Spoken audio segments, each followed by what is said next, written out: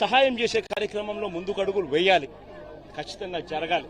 అధికారులు సస్పెండ్ చేశానంటున్నాడు, మొత్తం సహాయ చర్యలు అనుకున్నాయి. ఇప్పుడు మీకే చెప్పారు స్వయంగా ఇక్కడ వరకు మాకు ఏవి రిలీఫ్ క్యాంపులు లేవు, మాకు ఎటువంటి భోజనం రాలేదు, వాటర్ రాలేదని మీకే ఇప్పుడు చెప్పారు స్వయంగా. మెయిన్ రోడ్డు ఇది ఏ విధంగా అధికారులను సస్పెండ్ చేస్తానంటున్నాడు.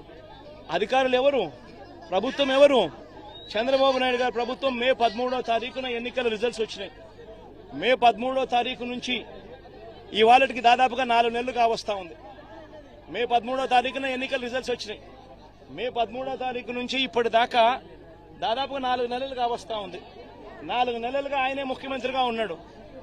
అధికారులను ఆయనే దగ్గరుండి, ఆయనే ఏ అధికారిని ఎక్కడ పోస్టింగ్ వేయాలి అని చెప్పి ఆయనే దగ్గరుండి ఈ 4 నెలల్లో పోస్టింగ్లు కూడా తానే పూర్తి చేసినాడు. మళ్ళీ ఆయనే పోస్టింగ్లు ఇప్పించుకున్న అధికారులు వల్ల ఇది జరిగింది అని చెప్పి ఆయనే చెప్తా ఉన్నాడు సిగ్గు లేకుండా అనంటే అంతకన్నా సిగ్గుమాలిన పని ఏదైనా ఉంటుందా? కేవలం ఆయన మీద వచ్చిన తప్పును కప్పిపుచ్చుకునేదానికి అధికారులను బలిపశువులను చేస్తూ అధికారుల మీద వేలెత్తి చూపించే కార్యక్రమం చేస్తా ఉన్నాడు. తప్పెక్కడ జరిగింది అని అంటే మొట్టమొదటిగా చంద్రబాబు నాయుడు దగ్గర తప్పు జరిగింది.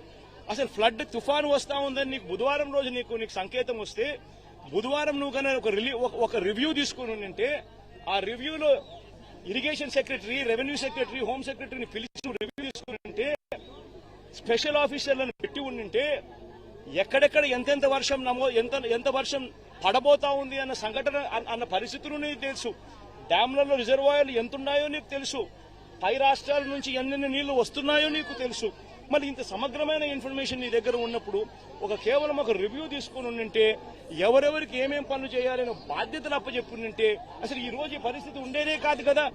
మరి కారణం నువ్వు అయినప్పుడు, నీ మీద తప్పు జరిగినప్పుడు, నువ్వు తప్పు చేసినప్పుడు దాన్ని కనీసం హూందాగా యాక్సెప్ట్ చేసి తప్పు చేశాను అని చెప్పి యాక్సెప్ట్ చేసి క్షమాపణ అడిగి ప్రజలను అడుగులు ముందుకు వేయాలి. కానీ తాను చేసిన తప్పుకు అధికారుల మీద ఏలెత్తి చూపిస్తూ అధికారులను తప్పుపడుతూ తాను అధికారుల మీద నెపాన్ని వేసి తప్పించుకునే కార్యక్రమం చంద్రబాబు చేయడం అంటే ఇంతకన్నా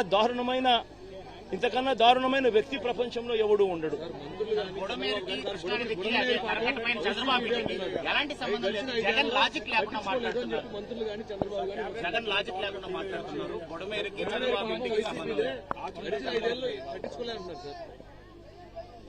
బుడమేరు నుంచి బుడమేరు నది మీద ఆ రెగ్యులేటర్ పేరు వెలగలేరు రెగ్యులేటర్ ఉంది.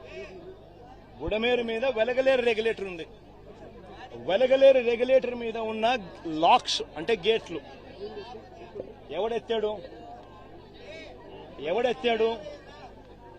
శనివారం అర్ధరాత్రి తర్వాత ఎవడెత్తాడు? ఎందుకు ఎత్తాడు?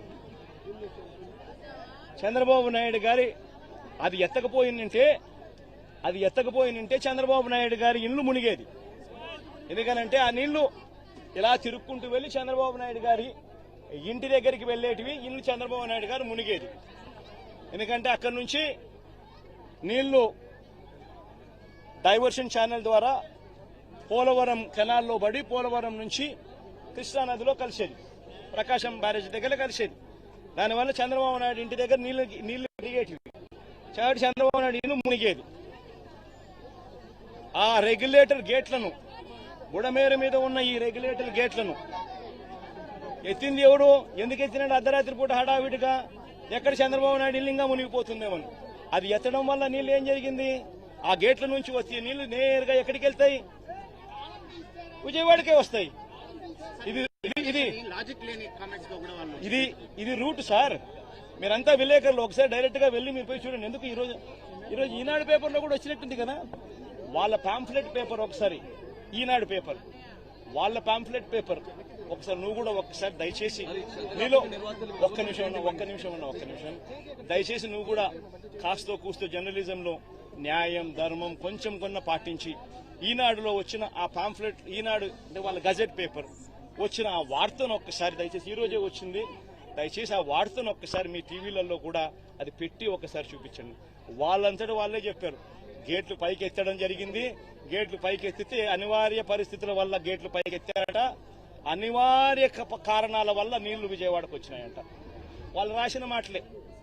దయచేసి ఏమాత్రం కూడా జర్నలిజంలో నిజాయితీ న్యాయం ఉంటే దయచేసి ఆ వార్త కూడా పెట్టమని అడుగుతుంది. ప్రభుత్వం నుంచి ఎలాంటి డిమాండ్ చేయబోతున్నారు? ప్రభుత్వం నుంచి ఎలాంటి డిమాండ్, నిర్వాసితులకు ఏమి డిమాండ్ చేయబోతున్నారు? నిర్వాసితులు దాదాపుగా 32 మంది ఇప్పటికే చనిపోవడం జరిగింది. ఇంకా ఎక్కువ మంది చనిపోయిన పరిస్థితులు కూడా కనిపిస్తా ఉన్నాయి. మృతుల కుటుంబాలకు ప్రభుత్వం తప్పిదం వల్ల మరీ ముఖ్యంగా జరిగిన ఘటన ఇది. ప్రభుత్వం తప్పిదం, మ్యాన్ మేడ్ ఫ్లడ్ వల్ల జరిగిన ఘటన ఇది. మ్యాన్ మేడ్ ఫ్లడ్ వల్ల జరిగిన ఘటన ఇది.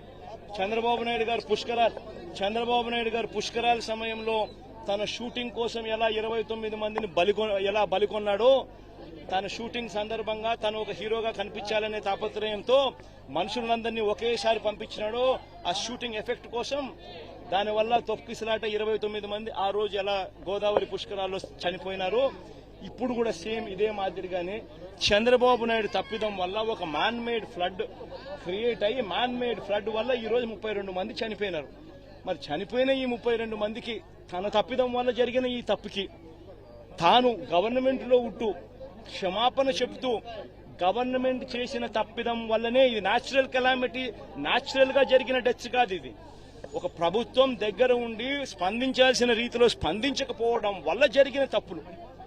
ప్రతి కుటుంబానికి నైతిక బాధ్యత వహిస్తూ ప్రభుత్వం చేసిన తప్పిదం వల్ల చనిపోయిన పరిస్థితులు కాబట్టి ప్రతి కుటుంబానికి కనీసం అంటే 25 లక్షల రూపాయలు ఎక్స్గ్రేషియా ఖచ్చితంగా ఇచ్చి క్షమాపణ చెబుతూ కూడా వాళ్ళందరికీ కూడా లెటర్ రాయాల్సిన అవసరం కూడా ఎంతైనా ఉంది. అదొక్కటే కాకుండా నిజంగా ఎంత దారుణంగా పరిస్థితులు ఉన్నాయనంటే, ఈ ఇళ్లలో పెట్టుకున్న గ్రౌండ్ ఫ్లోర్ లో ఉన్న సామాన్లన్నీ దాదాపుగా మొత్తం అన్ని క్లీన్ అయిపోయినాయి.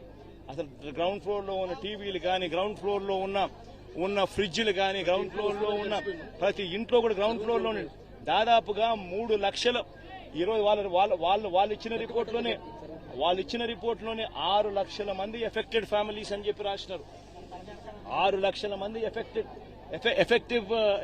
ఎఫెక్టివ్ పీపుల్ అని చెప్పి 6 లక్షల మంది ఎఫెక్టెడ్ పీపుల్ అని చెప్పి వాళ్ళంతకు వాళ్ళే రిపోర్ట్లో రాశారు. మరి ఎఫెక్టెడ్ పీపుల్ అని వాళ్ళే రిపోర్ట్లలో 6 లక్షల మంది అని చెప్పి వాళ్ళే రాసినప్పుడు ఆ 6 లక్షల కుటుంబాలకు వాళ్ళ కనీసం ప్రతి ఇంటికి కూడా జరిగిన నష్టానికి కనీసం కాంపన్సేషన్ ఇస్తూ, ఎందుకంటే ప్రభుత్వం తప్పిదం వల్ల ఈ తప్పిదం జరిగింది కాబట్టి ప్రతి ఇంటికి కూడా ప్రభుత్వం తప్పు యాక్సెప్ట్ చేస్తూ ఆ ప్రతి ఇంటికి కూడా కాంపన్సేట్ చేస్తూ ప్రతి ఇంటికి కనీసం 50,000 రూపాయలు ఖచ్చితంగా ఇవ్వాలని కూడా డిమాండ్ చేస్తా ఉన్నామని చెప్పి సందర్భంగా కూడా తెలియజేస్తా ఉన్నాం. అసలు అసత్యం అనేది ఎక్కడుంది దీంట్లో? నీ పేరేం పేరు? నవీన్, నువ్వే చెప్పు. నవీన్, అసత్యం అనేది ఎక్కడుంది చెప్పు. నేను చెప్పిన ప్రతి మాట కూడా ఎక్కడ అసత్యం కనిపిస్తా ఉందో మీరే దయచేసి చెప్పమని అడుగుతా ఉన్నా. మీకు తుఫాన్ 28వ తారీఖున తుఫాన్ రాబోతా ఉంది, బుధవారమే తుఫాన్ రాబోతా ఉందన్న సంగతి మీకు తెలీదా? చంద్రబాబు నాయుడుకి తెలీదా? మనకే తెలిసినప్పుడు అది గజెట్లోనే ఐఎండీ వాళ్ళు ఇచ్చిన రిపోర్టే కదా బుధవారమే అని చెప్పి. మరి బుధవారం ఆ ఇన్ఫర్మేషన్ నీకు వచ్చినప్పుడు డ్యాములు ఎంత ఉన్నాయో చూసుకోవాల్సిన బాధ్యత నీదే కదా. పైనుంచి కూడా ఇతర రాష్ట్రాల నుంచి నీళ్లు వస్తున్నాయన్న సంగతి నీకు తెలిసిందే కదా. అన్ని డ్యాములు నిండున్నాయన్న సంగతి నీకు తెలిసిందే కదా. ఫ్లడ్ కుషన్ ఏర్పాటు చేసుకోవాలన్న సంగతి నీకు తెలిసిందే కదా. ప్లస్ పైగా దానికి తోడు కృష్ణా నది నుంచి వచ్చే నదికి నీళ్లకు తోడు ఇక్కడ తుఫాన్ రాబోతా ఉందన్న ఇన్ఫర్మేషన్ కూడా నీకు తెలుసు కదా. సో దానివల్ల కూడా అడిషనల్ గా నీళ్లు వస్తాయన్న సంగతి కూడా నీకు తెలుసు కదా. మరి ఇంత అబద్ధం ఎక్కడుంది? లాజిక్ ఎక్కడ? ఇల్లాజికల్ గా ఎక్కడుంది దీంట్లో? అన్ని కూడా వాస్తవాలే కదా. మరి 28వ తారీఖునే నీకు అలర్ట్ వచ్చిన మాట వాస్తవం నీకే కాదు ప్రజలందరికీ తెలిసినప్పుడు మరి నువ్వు స్పందించకపోవడం వల్ల శుక్రవారం సాయంత్రం నుంచి బీభత్సంగా వర్షం పడుతూ శనివారం కల్లా పూర్తిగా అతలాకుతలమైన పరిస్థితులు క్రియేట్ అవుతా ఉన్నాయనంటే బుధవారం నీకు టైం ఉన్నది, గురువారం నీకు టైం ఉన్నది, శుక్రవారం మధ్యాహ్నం దాకా కూడా నీకు టైం ఉన్నది. ప్రజలందరూ షిఫ్ట్ చేసే అవకాశం నీకున్నది. నువ్వంతకు నువ్వే రిలీఫ్ సెంటర్లను ఏర్పాటు చేసుకోలేదు. ఎందుకు రిలీఫ్ సెంటర్లను ఏర్పాటు చేసుకోలేదు? నీ తప్పిదం కదా. ఇరిగేషన్ డిపార్ట్మెంట్ వాళ్ళు ఎందుకు డ్యాములో ఫ్లడ్ కుషన్స్ ఎందుకు పెట్టుకోలేదు? అది వాళ్ళ తప్పిదం కాదా? పోలీసు వాళ్ళు, హోమ్ సెక్రటరీ వాళ్ళు ఎందుకు ప్రజలను షిఫ్ట్ చేయలేదు? అది వాళ్ళ తప్పిదం కాదా? మరి ఈ 3 తప్పిదాలు ప్రభుత్వం వైపునే ఉన్నప్పుడు ఇంకా తప్పిదం వాళ్ళు చేయకపోతే ఇంకా ఎవరు తప్పిదం చేశారు? రాజకీయాల కోసం